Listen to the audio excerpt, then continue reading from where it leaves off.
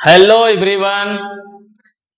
हम जानते हैं कि दर्पण अवतल हो या उत्तल हो, दोनों से जो प्रतिबिंब बनते हैं अलग अलग स्थितियों में वस्तु के रखने पर अलग अलग स्थितियों में प्रतिबिंब बनते हैं। किन्हीं नियमों के आधार पर ही बनते होंगे।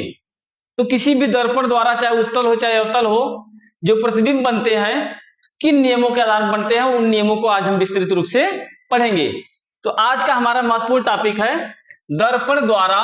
दर्पण द्वारा प्रतिबिंब बनाने के नियम, rules for image formation by mirrors.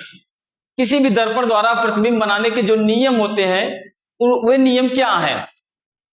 तो कोई भी दर्पण हो, चाहे उत्तल दर्पण हो चाहे अवतल दर्पण हो, उसके प्रतिबिंब बनाने के तीन मुख्य नियम होते हैं। पहला होता है जब प्रकाश किरण मुख्य अक्ष के समांतर चलती है। दूसरा क्या होता है जब प्रकाश किरण मुख्य फोकस से होकर चलती है।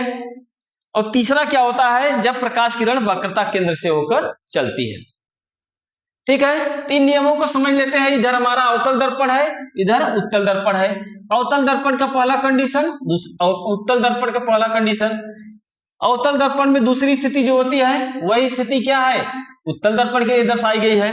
तीसरी स्थिति अवतल दर्पण के लिए है, वही तीसरी स्थिति उत्तल दर्पण के लिए। अर्थात तीनों स्थितियां एक बार अवतल दर्पण के लिए और एक बार उत्तल दर्पण के लिए। चलिए बारी बारी इनको हम विस्तृत रूप से समझते हैं बढ़िया से। सबसे पहला होता है, इसमें कहते हैं मुख्य अक्ष के समांतर चलने वाली किरणें दर्पण से परावर्तन के पश्चात मुख्य अक्ष के जिस बिंदु से होकर जाती हैं अवतल दर्पण में, और जिस बिंदु से आती हुई प्रतीत होती है उत्तल दर्पण में। अवतल दर्पण में क्या होता है, परावर्तन के पश्चात मुख्य फोकस से होकर जाती है। उत्तल दर्पण में क्या होता है, परावर्तन के पश्चात मुख्य फोकस से आती हुई प्रतीत होती है। इधर तो किरणें नहीं जाती, यहीं से परावर्तित हो जाती है, लेकिन इधर से देखने पर ऐसा लग रहा है कि मुख्य फोकस से होकर आ रही है। तो पहला स्थिति ये होता है कि मुख्य अक्ष के समांतर चलने वाली किरणें दर्पण से परावर्तन के पश्चात मुख्य फोकस से होकर जाती है अवतल दर्पण में, तथा मुख्य फोकस से आती हुई प्रतीत होती है उत्तल दर्पण में। ठीक, दूसरा नियम क्या है, इसी का जस्ट उल्टा है, पहले वाले नियम का जस्ट उल्टा है, विपरीत है। यहां मुख्य अक्ष के समांतर चलकर मुख्य फोकस से होकर जा रही थी, यहां मुख्य फोकस से होकर मुख्य अक्ष के समांतर हो जाएंगे।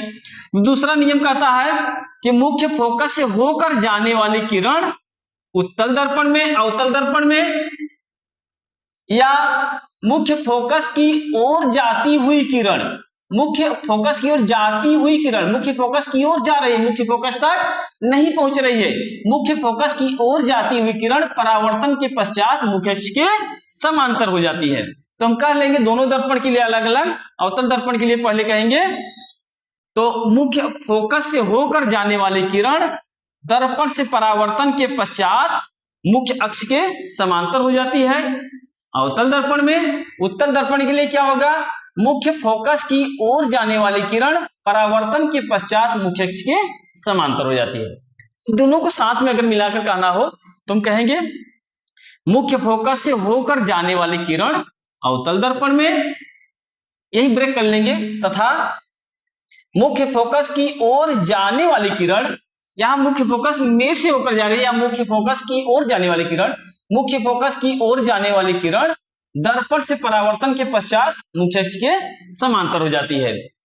तीसरा क्या होता है नियम, जो कि वक्रता केंद्र से होकर जुड़ा होता है।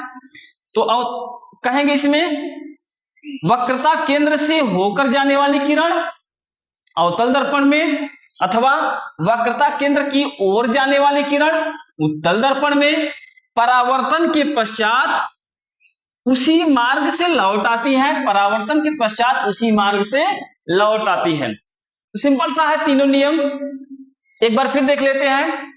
पहला क्या कहता है, मुख्य अक्ष के समांतर चलने वाली किरण, ये हमारा मुख्य अक्ष होता है, जो ये दर्पण के बीच में ध्रुव P से खींची गई रेखा होती है, उसे को हम मुख्य अक्ष कहते हैं। मुख्य अक्ष है, मुख्य अक्ष है।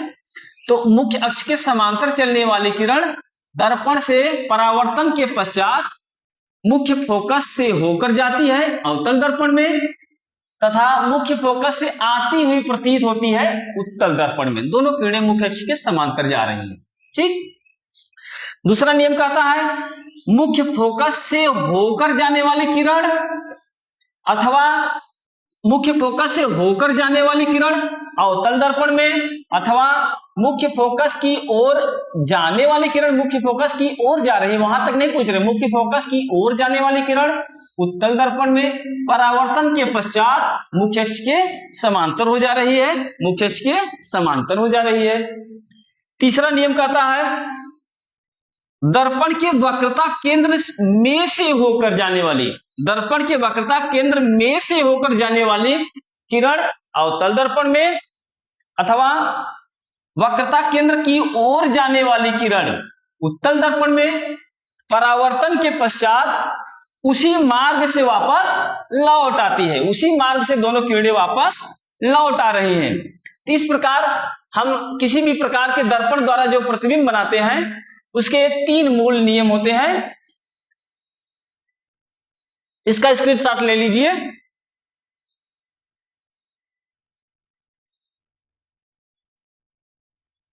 आज का टॉपिक इतना ही। अब मिलते हैं अब नेक्स्ट वीडियो के साथ अगले टॉपिक में। तब तक के लिए जय हिंद।